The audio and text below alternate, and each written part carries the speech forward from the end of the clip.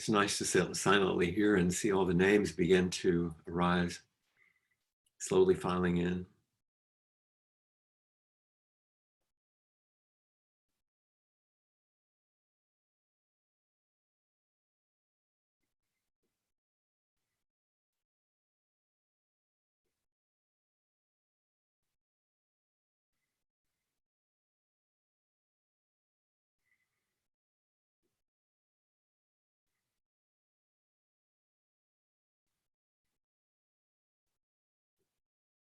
And just to let you know, even though I can't see your faces because we're using um, the webinar mode, I can look at your names as they come into the list. So that's beautiful.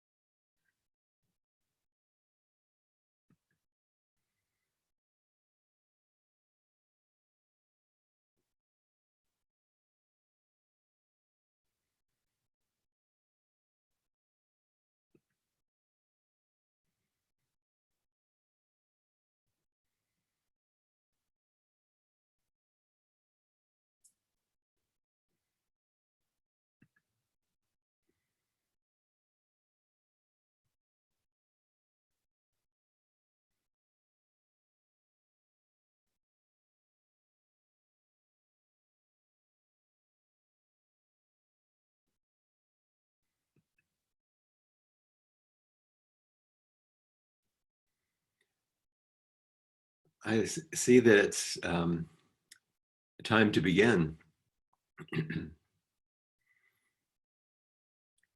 And so we'll begin as we traditionally do, with a few minutes of silence sitting together. I was watching the participants' names come in. There's some of us who are early morning on Tuesday. There are even some people early morning on Wednesday, very early morning on Wednesday in New Zealand, late in the evening in Europe and in the UK, and midday on the mainland US. So imagine this vast group of people who are now going to be sitting together as we invite the bell.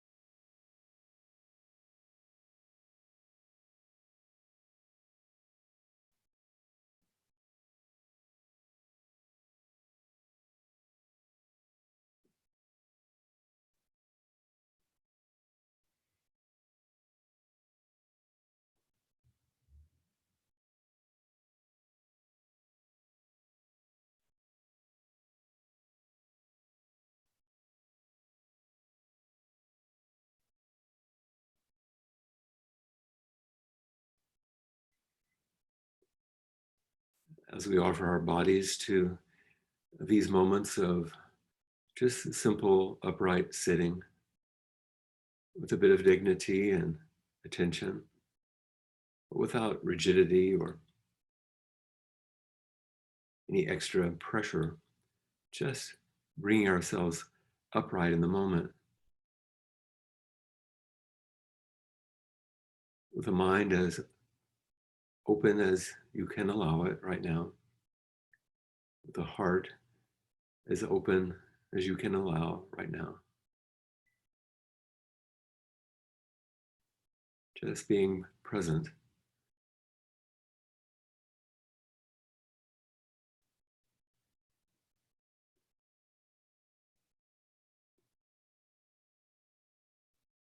And even though you may hear only my voice or see only my image, this is what it's like when we sit each day,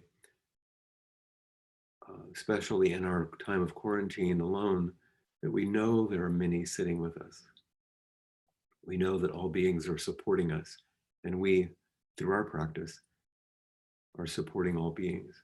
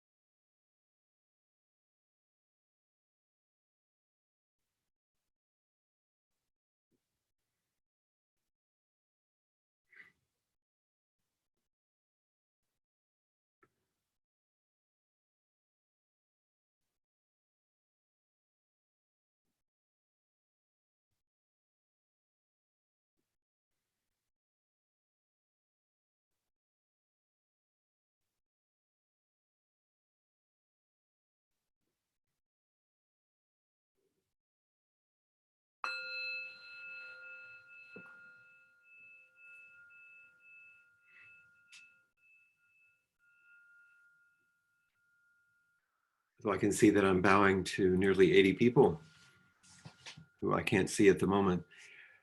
And many of you know that generally in our inquiry sessions, we sit a bit longer. But because we have a number of people and we're in this unusual time, I want to make sure that we have plenty of space for as many people to come forward as we can. We also begin with a chant and end with a chant, which allows us to help remember that we're holding this time as a practice container. It's not just a visit online. It's not just a get together in some way, as we've been doing on Zoom, so many of us to great benefit and joyfully. This is our practice time.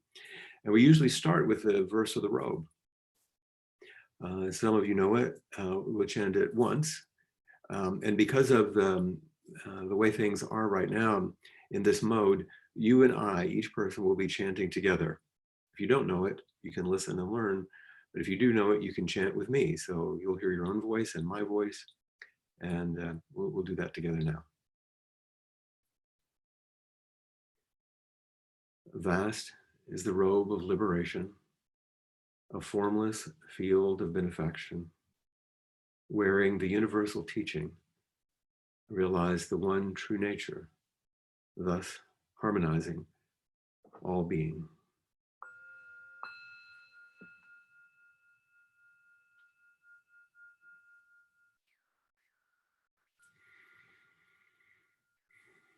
I think it's a particularly lovely way to start because there's an inspirational quality to that verse of the robe.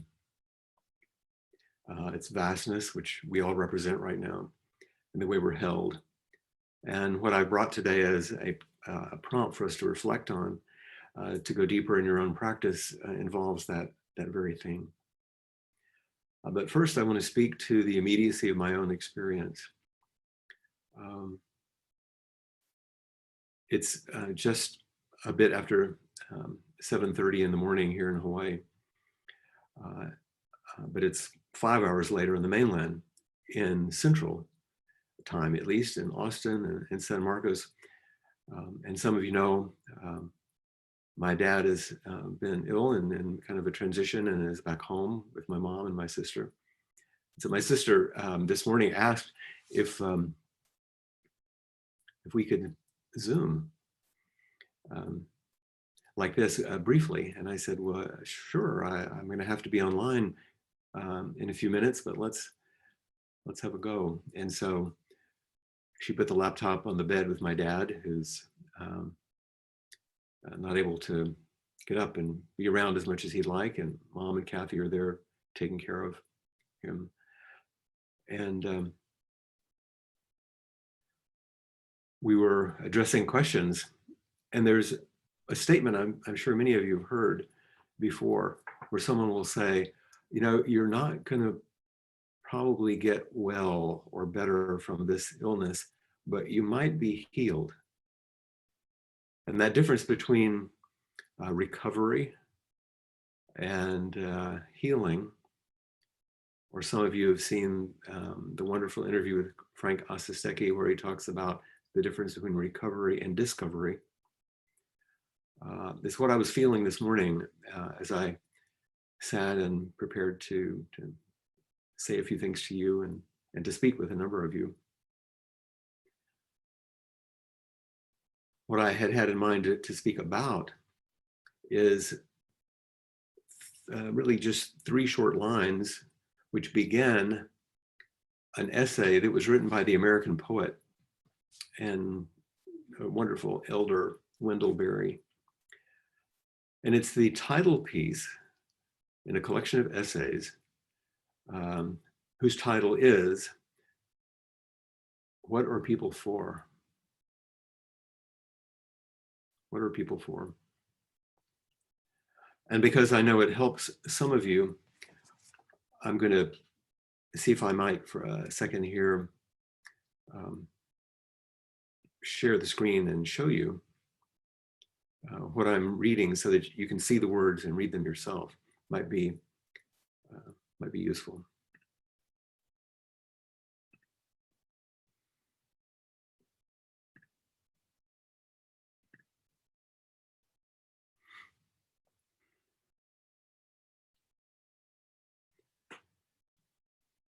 What are people for? And here are the lines. The grace, that is the health of creatures, can only be held in common. In healing, the scattered members come together. In health, the flesh is graced. The holy enters the world.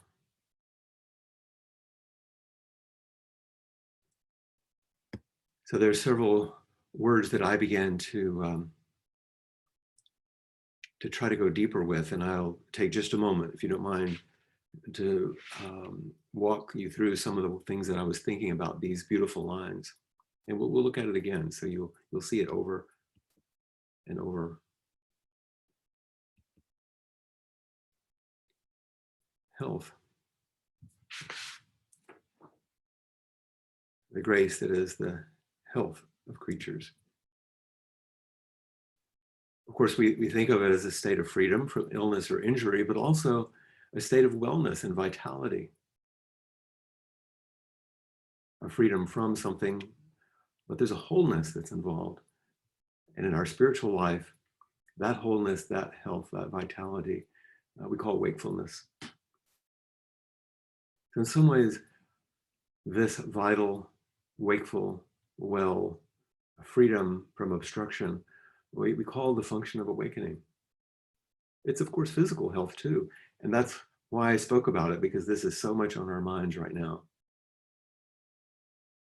Are we well? Are we free of the virus? Are we going to be healed? And if there are things that won't be healed in our bodies, or our hearts or minds, in our country, in our culture, in our economy, can we be, if we don't recover fully in the way we hoped, will we still be healed? Will we still discover something?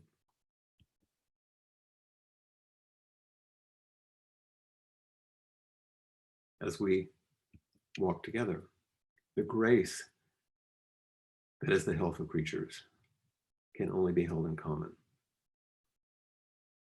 In healing, the scattered members come together. In health, the flesh is graced, the holy enters the world. So grace, of course, sometimes is spoken about as unmerited favor, like we say the grace of God or some other sort of grace, but also a simple elegance of refinement about being graceful. So the first definition is a receptive one. We can receive the grace of someone or the divine in some way, or we can express it in being graceful. This receptive and expressive function of grace is the sort of inexpressible dance of the ordinary and boundless, of the everyday, the mundane and the divine or essential, of form and emptiness.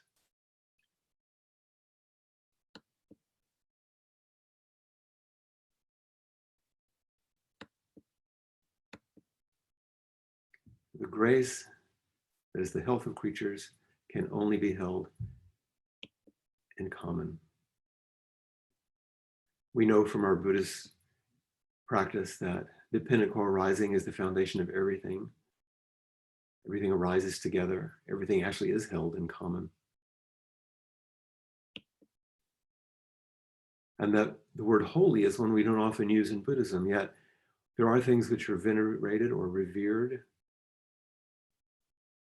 which express that same sentiment, same feeling. And these are all emergent properties that open between and among things. Everything is an emergent property that opens between and among things, which is just wisdom and compassion made manifest. This is aliveness. As we walk together.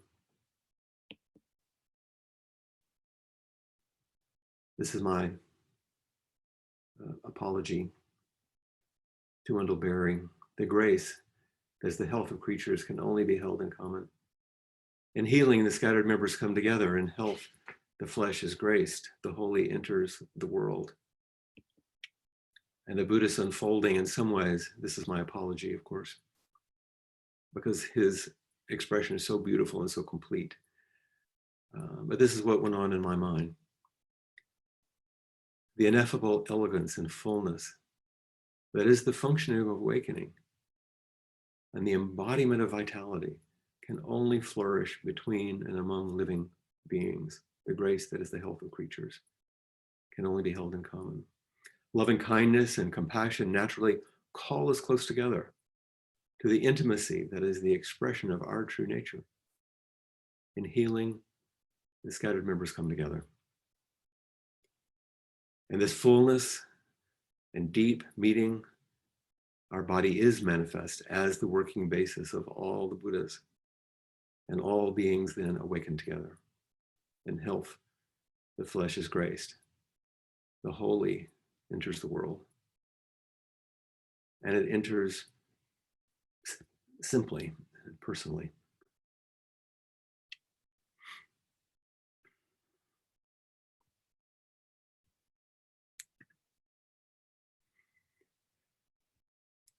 So I hope that this begins to call forward things in your own practice, in your own life, now in the environment in which we live, in which healing and health are being called together, the way in which the holy can enter the world and the space in which we're called, and the challenges that we're living. I hope that this brings your practice to some place of questioning, deepening, or celebration. It certainly has mine, and it started in a very personal way this morning with a conference with my family in this very modality. So that's probably enough, and I hope that you didn't mind that I showed you a few things so you could follow in that way. And now we can see each other. I think that some folks had already raised their hand, and so I'd be happy to meet with you if you want to take the seat.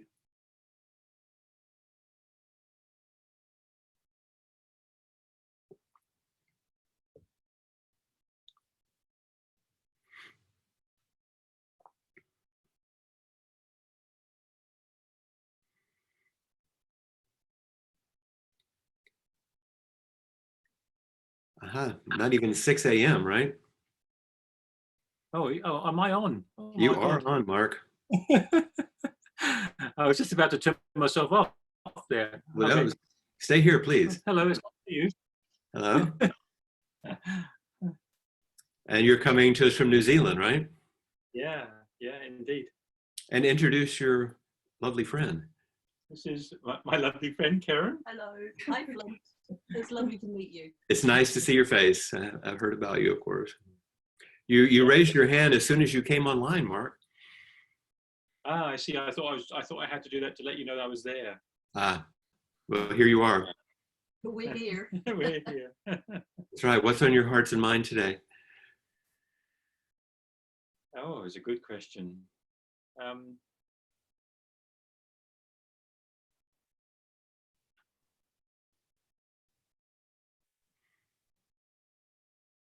think for me, it's actually I'll tell you what it is. It's just me recognizing how blessed I feel to be able to be with somebody who supports me, and kind of just recognizing that actually there'll be a lot of people around who don't get that. That's no small thing, is it? No small thing at all. And I guess the thing is, I just need to keep remembering because I keep forgetting. Well, that's the function of practice, always returning, always coming back. You noticed. Yes, and you have, in our partners, sometimes we have an embodiment that helps us remind us of what it means to take refuge. To come back, oh, there's a Buddha with me. Here's the Dharma manifesting. Here we are in a Sangha relationship. This is the fullness of practice right here available to us. Yeah, and you know that very, very deeply. I mean, I know because many people who know you, who are online, they know the history of your connection, your loss and time without a partner, and now a lovely partner. That has a deep meaning for you. Yeah. You're going to make me cry in a minute. Better stop. I'm usually good at that. You know how that goes. Thank you for really taking the time and effort. I know if it's 5:30 in the morning, but you're also a day ahead. It's so strange, you know. It is. I appreciate your connection. Yeah. Anything else for today? Karen, anything? No? Thank you very much. Okay. Lovely to meet you, Flint. Wonderful. It's been a long time.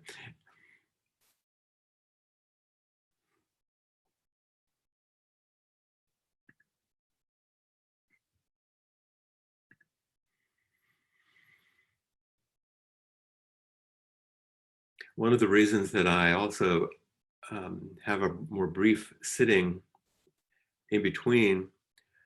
Hi, Susan. There she is. You're muted still. Let's see. I was going to say one of the reasons I have a shorter sitting time is because these in-between moments as we wait for the next person are small meditations in between. I haven't seen you in a while. It's so good to see your face. I feel the same way. Are you home in Houston?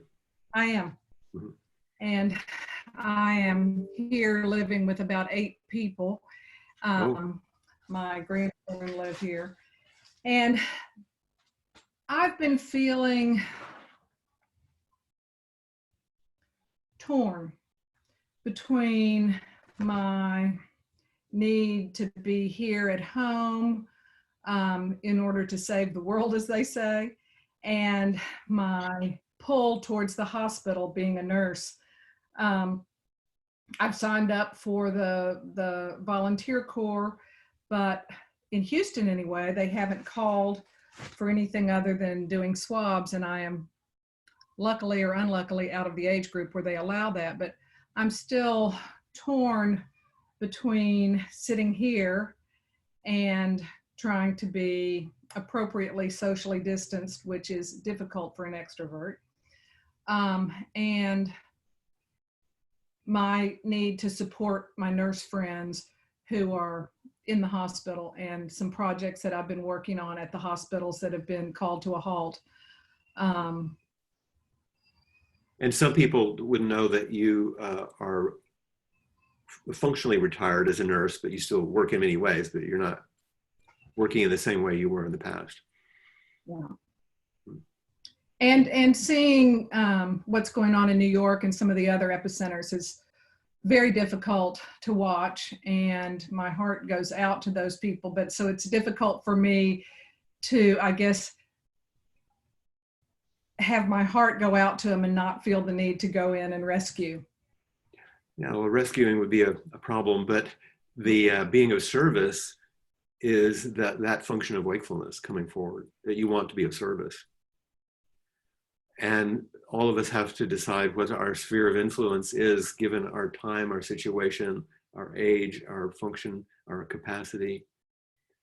And for those of us, I'll include, because I know you well and you know me, those of us that don't enjoy limitations, we want to jump back in sometimes when it's not actually the most appropriate thing to do. So where is our function? Where is our service actually most appropriately expressed? And part of that is to have someone like you're doing right now, you can speak to, and I'm not the only one, where you can speak to the longing that you can't embody. You know, you have to say to someone who worked in hospitals, say, oh God, I really want to go, and I know it's probably not appropriate in some ways. And for somebody to say, I know the feeling, I get it, and take care of your family, and we'll see what's available. You'll be able to do things, but maybe not right now, because you and I are a similar age, right? 68. Yeah. So we're Elderly. well, they said, like it or not, that's where we are. And I thought about you this morning because when I was visiting with my dad in his hospice bed, I know you came to our retreat in Hawaii just as your dad had died, your mom and dad both. So I was thinking of you. thank you. Yeah.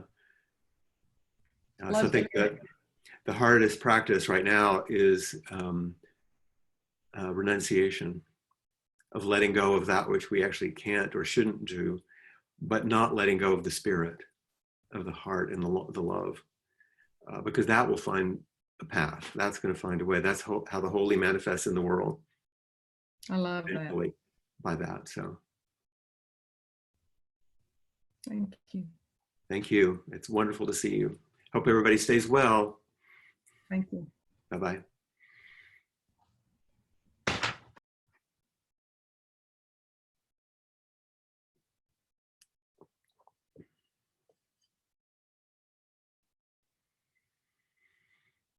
Enjoy the breath in between each person walking up to the chair, as it were.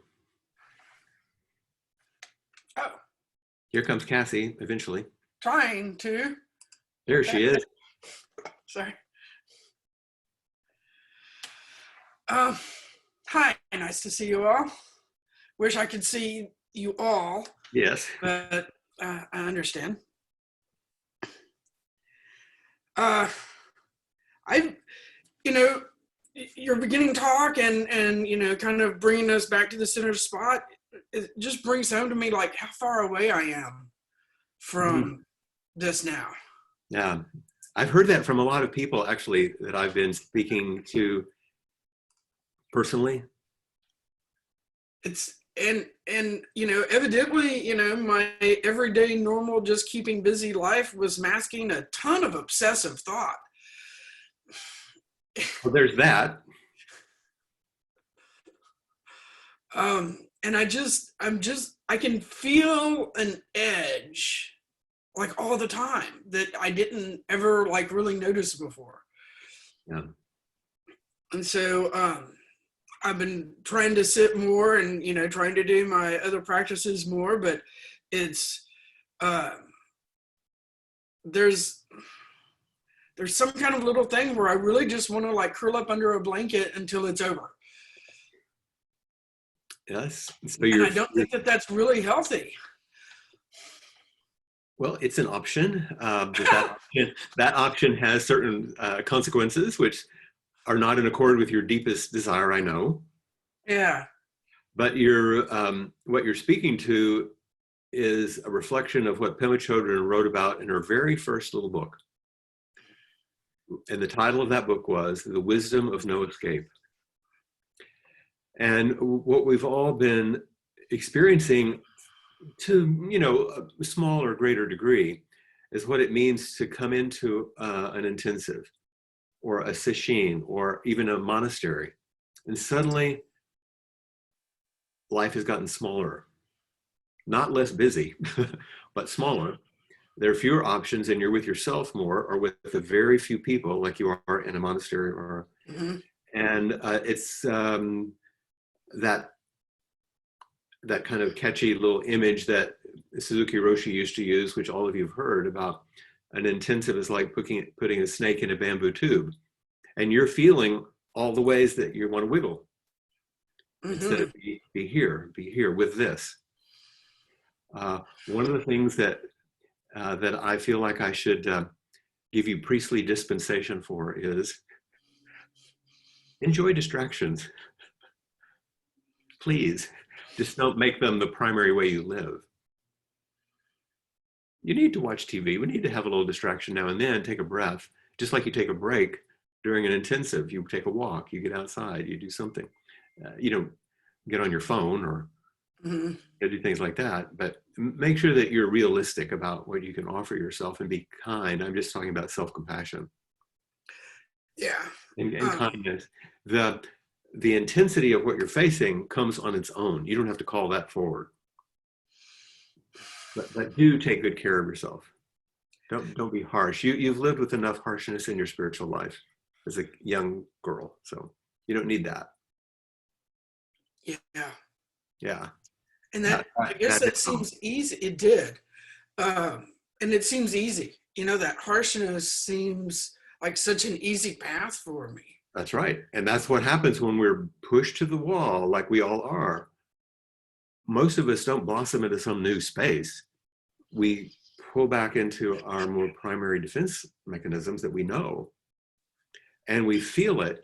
That's sometimes painful, but it's also taking the backward step and shining the light on an area of unnecessary suffering. It's like, oh, I still carry that.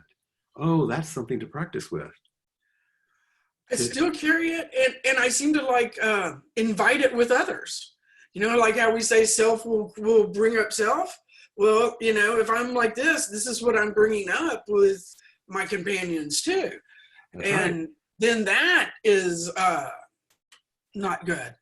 Well, it's not very pleasant, but if you want to use it, it's helpful because the light turns on. Just like you're trying to adjust the light, it's very, very bright as a photographer, it's very bright on the areas that were exiled. Yeah. And so it's like, oh, this is turning toward everything, turning away from nothing. And it's It's rough, but this is the practice, Cassie. You know that, and Yeah. that's why it's good to avow it, like you're doing. Be met by it. Know that there are 85 people holding it with you right now. Mhm. That's a whole congregation, if I can use that word. You know, whole sangha. It's a you. That's the good part of that, Cassie. That's the functional part of that. That's care and love, not eyes looking at you. You know, if you're Yeah, I have a real hard time associating it with care and love and not judgment and condemnation. Yeah. and it's important to do what's hard, is to really let yourself see it as that, because that's what And it's now. Otherwise, you're going to hold the old image, and it's going to feel the same forever. so I'm just so faithful to the old image right now, and even in seeing that, it's still difficult. It still Yeah. doesn't like really soften. It's just like, oh yeah, you're seeing it, but I'm seeing it with a harsh eye. You are, and you're saying it, and other people are sending their energy your way. You're talking to me. It's not hidden. If you're just holding it in yourself, it's pretty corrosive. It's not that I wasn't talking about it, but at least it begins to give it some air. And you have the possibility of being met by a response from me right now, which isn't shaming, which isn't harsh. It's nudging you, but you know that I care about you. Yeah. I'd like you to be free of it. And I wish that having clear awareness like you have right now was enough for it to be extinguished, but it's not. Yeah. A clear awareness is the pathway. It's an entry point to its transformation. I trust that because I've watched you do it. And I know you know, and you've watched other people do it. I know you know about it. It's just, I have felt, and I've heard a lot of other people say that during this time of being alone and so smacked against it, they feel a lot of despair. Yeah. And a lot of like, who cares? What the heck, you know? And so that's part of what we're in right now. That's not just you, but that's something shared. So hang in there. This is the steadiness that has to happen, and to take my love with you and take the love of other people with you that know that people care about you, want you to be free of this. So should I like sit with the intention of holding this part? Like, what can I do to other than the awareness of it? What can I do to? No, you named it. Our path is to step back into a spacious place of a little more samadhi, a little more openness, a little more equanimity, so that you can turn toward that which you were embedded in, so that you get at least a little space, so that you can care for that part of you, just like I've seen you care for other people who are struggling with some place they're caught in. And when you can't do it anymore, you come into the chair and we talk about it. And it maybe nudges you a little further. It gives you a little more, I don't know about courage, but a little more energy, that kind of vitality, that function of awakening I was talking about. Mm-hmm. So that you can embody that a little more. So yeah, sit with it, get to know it, be kind to it. If you need, take it out of the church, sit with it somewhere else. Sometimes that's useful. It's almost like the retrieval that we've done sometimes with these parts that we meet in practice. Bring them out of the old place and bring them into fresh air. Bring them into, remember in Vimalakirti, where we would go into the garden outside the city? Yeah. Yeah, where there was emptiness opened up for people, so it was the fullness of life. Yeah. Good. It's good to see the smile. Thanks. Take care. Okay. Thank you.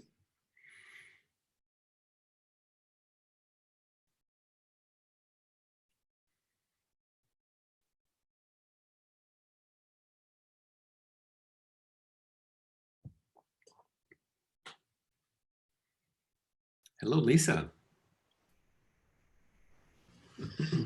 Hi. Oh, there she is. I haven't seen you in a long time. No. Look what I'm doing right now. I know, I see that. Well, spontaneously. I feel so vulnerable. This is one of the times I felt most vulnerable. And Cassie, just listening to you, seeing faces I love and feel deeply connected to, when you share, so much moves inside me. Mhm. And, it took a lot of courage for me to raise my hand. It's like, oh, it just did. I know, it's And something, isn't it? I thought, oh, if I am going to say one thing about where I am, it's been that I wake up and get out of bed every morning and think, I haven't died yet. And I mean, it's a whimsical thought. I mean, I already was like, oh, wow, I'm still alive, which is kind of amazing for me since, some of you know I was in an accident 10 years ago that Yeah. should have been fatal. And you did have to get up out of the bed and say, wow, I didn't die. Yeah. And now the reason, so that statement is poignant to me is, I don't know, for decades, I've really, all my life, I think I've been very interested in the whole matter of life and death. And when I lived in San Antonio, I used to participate in Dia de los Muertos celebrations, and I taught it when I was a teacher. And so one of the things I did at the beginning of the pandemic was, well, I was very curious, so I read a lot. And I'm 73, 74 in October. Well, I expected to die. Really, I just thought, well, because we didn't know. You'll get it, you'll die. Yeah, I'll get it. But I expected to die from COVID, and I might still. So what are you gonna do if you don't die? At least you keep I living. know. So I'm just busy every day not dying. But also the comical, maybe not so comical, I don't know if others have done this. I got all of my end of life stuff in order. Mhm. And that gave me tremendous peace of mind. Mhm. And something else that gave me peace of mind was knowing that something I could do for others was not take up a bed in intensive care Mhm. or go on a ventilator. Yeah, we're all trying to do what we can. Here, do what you did a while ago with just one of your hands, just one, and feel that resting there. Yeah. Okay, now when you bring the other hand up, take your time and use your imagination. Imagine it's my hand Mm. holding your hand. Mm. Oh, that really makes me cry. But just rest there for a minute. Because all the things that you're thinking about and reflecting on, and I've known you a long time, and just to come back to your body and come back to the moment of aliveness here is the most important thing right now. Mm. And if I could, of course, I would reach over and actually put my hand there. Yeah, I feel it. Good, good. I feel it. Yeah. So yeah, I'm enjoying being alive. Spending lots of time in the garden. In health, the flesh is graced, the holy enters the world. Mm. So if you just stay with gratitude for being alive each day and the wonder, that's the thing that you have, which a lot of people don't because of your history. You can be amazed instead of take it for granted. Mm. And so take the verse from the Han and put that on your computer screen or in your bathroom mirror or someplace, great is the matter of birth and death. All is impermanent, quickly passing. Awake, awake, don't waste this precious life. And just have that as your little mantra for a while, especially during this time. Okay? Thank you.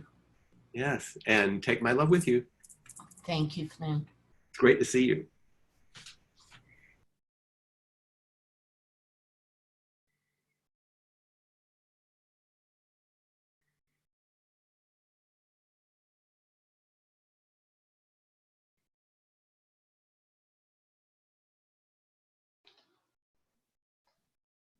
Suzanne, Oh, Flint. out in the Hello. universe here, before we go, everybody's going to do this all over the world saying happy birthday. Your birthday is today? Mhm. Happy birthday. Thank you. Thank you. Hmm. Your words from Wendell Berry were like, I must have been looking over your shoulder when you were looking for something and saying, Mhm. yeah, do this one, Flint, do this one. Yeah, yeah. I'll send everybody the whole thing. It's 8 or 10 verses. That's just the first one. Mhm. Or I'll go through them the next few weeks in inquiry. Why not? But Mhm. Well, the reason I put my hand up, I hadn't planned it, but with that coming, um, I've not been well. that's what I heard. Yeah, and uh, to the point where I was almost as sick as I was last spring, Oh dear. Hmm. and where last spring I really had to face that. What if I never get well again? As I was speaking about, maybe this is it. Yeah, and then I got better, and now I've had this another episode, and today I'm feeling better, which I'm very grateful for. Oh, well, that's But I good. know that this is a slippy slidey thing. I know that this chronic Yeah. cancer is slippy slidey, and facing I guess part of me thinks, well, you faced this once before. You should be done with it and just get on with it, That's an interesting voice. isn't it? A harsh one, but It's a interesting. hard one. Yes, it is. And to face it again, the notes I wrote down here, when you said, this is the practice, step back into more space so I can turn around and meet this in me. And then I thought, well, what am I meeting in me? Because I've been identifying it as fear. What if my life doesn't get better? But what else came out was discouragement, arrogance, disbelief, and my agitated border collie. Yeah. Yeah, Those things about being human. they're all about being human. Yes. And there's part of me that wants to go, where can I take this deeper? Or what if this is what my life is? What if I don't get any better, really much better? What do you mean by deeper? For goodness sakes, Suzanne. I guess I want to be of some use. I'm sorry to chuckle because I understand that, of course, and it's Yeah, some of what Susan and I were talking about earlier. But yeah. you offer so much, and you have always offered so much. Mm-hmm. You. I lose sight of that, Flint. When I was preparing for ordination, I was talking to one of my really good friends who I'd worked with and shared an office with for a long time. And I said, I've been a psychotherapist for a long time with a bad Buddhist habit on the side. And now the Buddhist part is going to take center stage, and I'm going to make my living as a psychotherapist. Mm-hmm. And I said, I feel strange about, in some ways, stepping, not exactly away, but differently. And she said something that just bowled me over. And it was the simplest thing. It wasn't any big deal. But she put her hand on my knee. We're sitting close to each other. And she said, it's okay. You've helped a lot of people. Mm-hmm. So I'm saying, Suzanne, it's okay. You've helped a lot of people. Mm-hmm.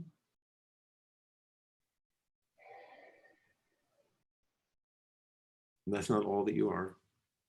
No.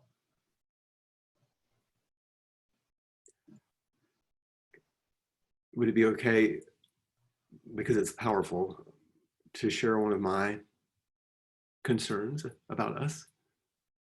Yes.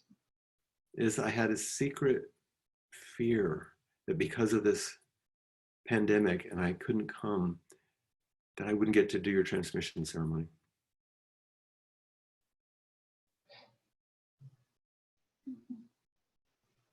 What if that doesn't get to happen? I know that's a bit morbid sounding, but it's an expression of love, really. So you're my student and a leader and a teacher in that Sangha. And so I'm saying it in public now. Not that it's new, but I won't get to do the ceremony. Peg and I won't get to come and do it together. And I don't want to miss that. I don't either.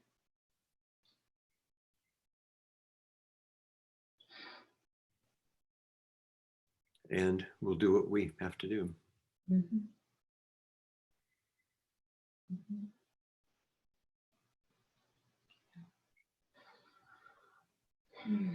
Thank you. It was just very good to give voice to this. Yeah. And it's good that you, by doing so, and doing so on your birthday, you can both be celebrated and also held in your vulnerability by all these people,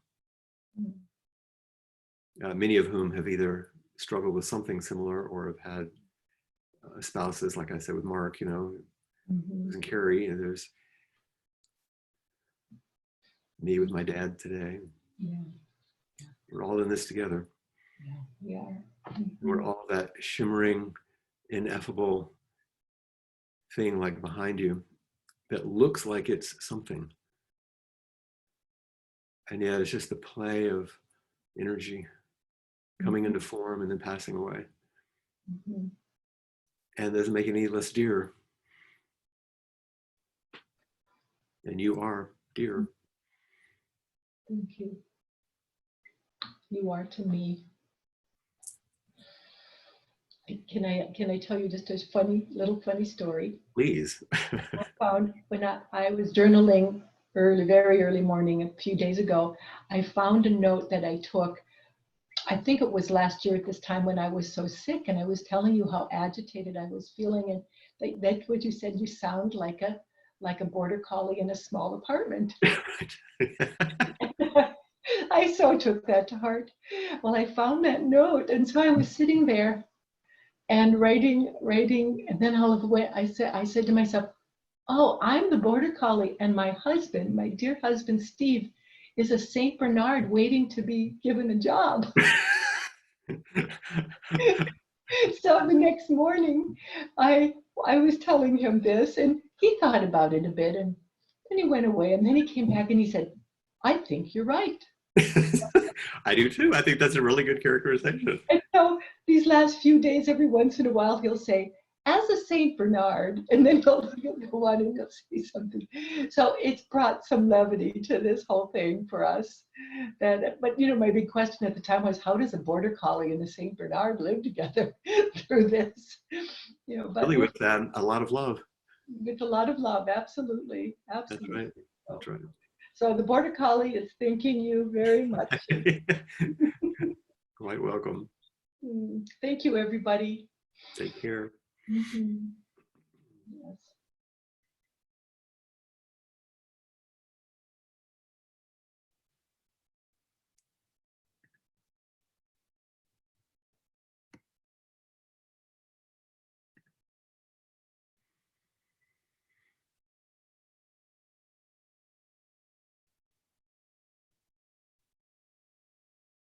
I think we have a few more minutes if anyone else would like to check in.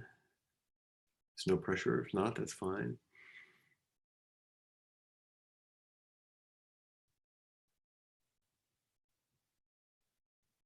Huh. There you go, Flint.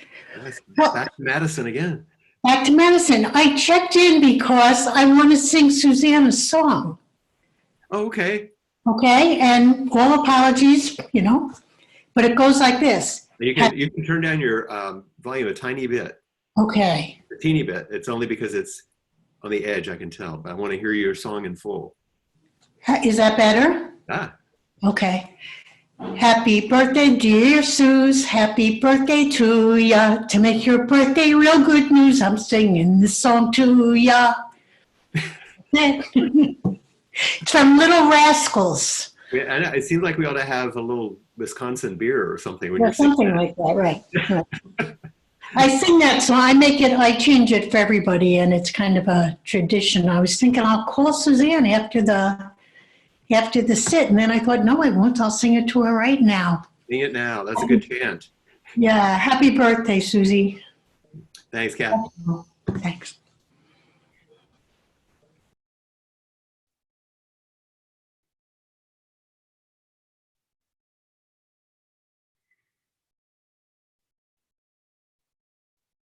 Hannah.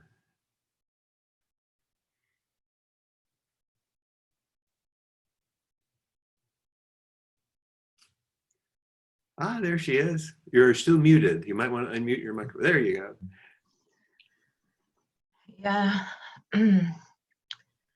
I've been touched so much by the people that came and sat on the chair.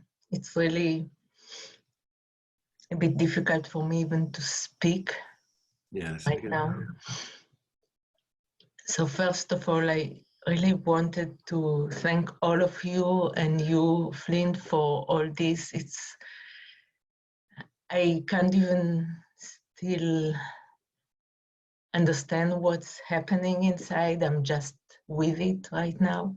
Sure.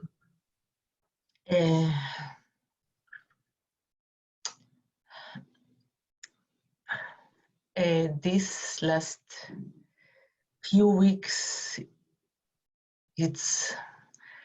I'm suffering from migraine. I don't know if you still remember because it's been a while since Sure.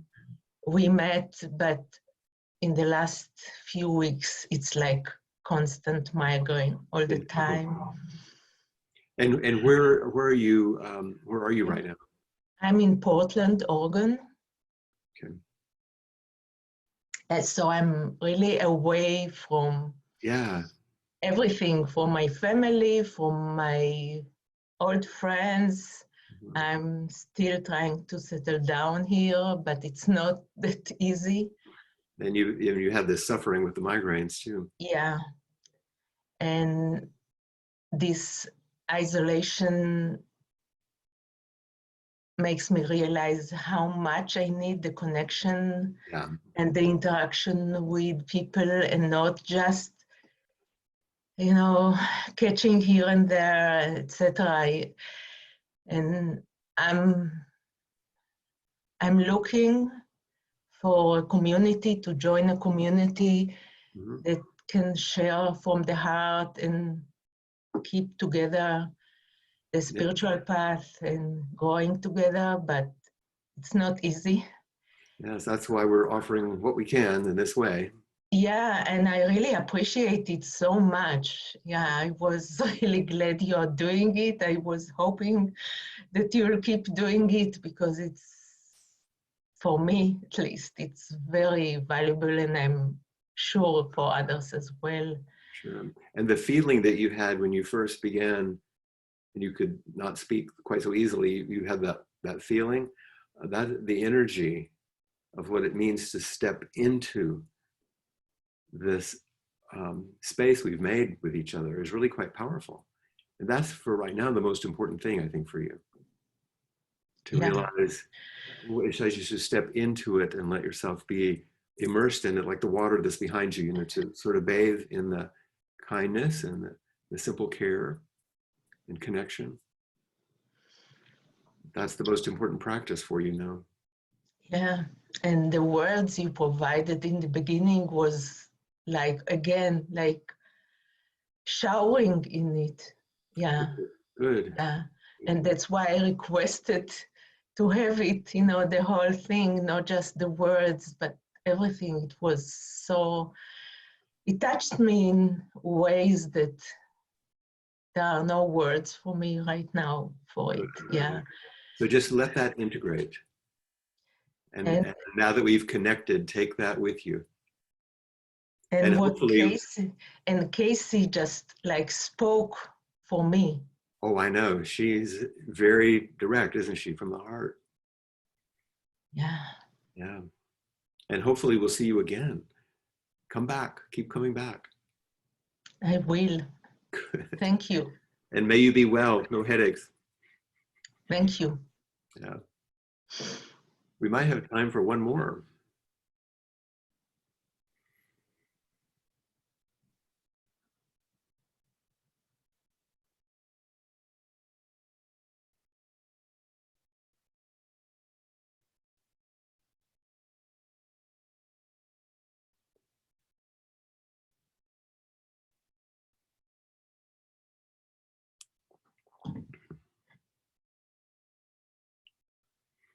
Hey, Flint.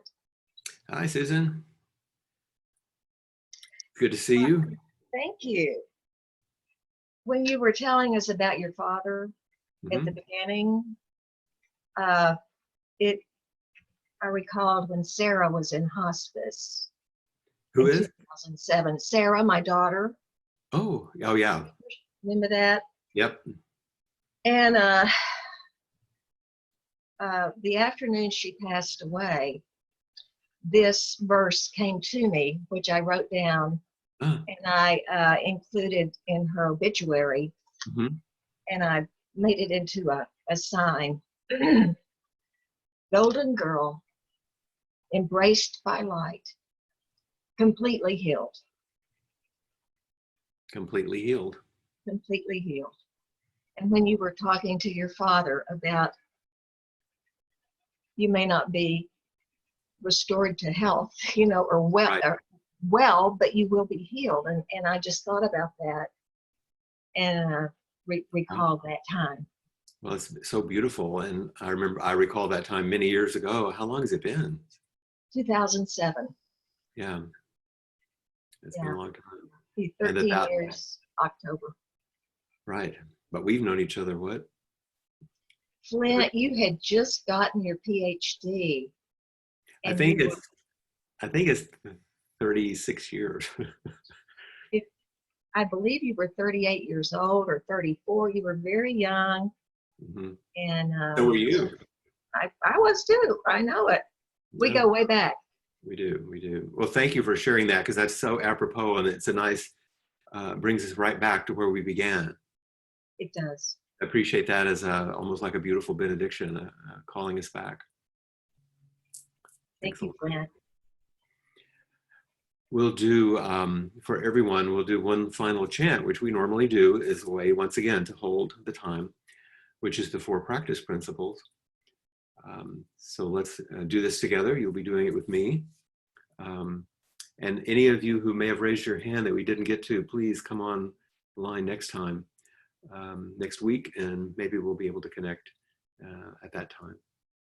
So the 4 practice principles. And when I finish, I'll ring the bell, and Jessica will come back to do a bit of a wrap up, which I appreciate you're hanging around for just for a moment.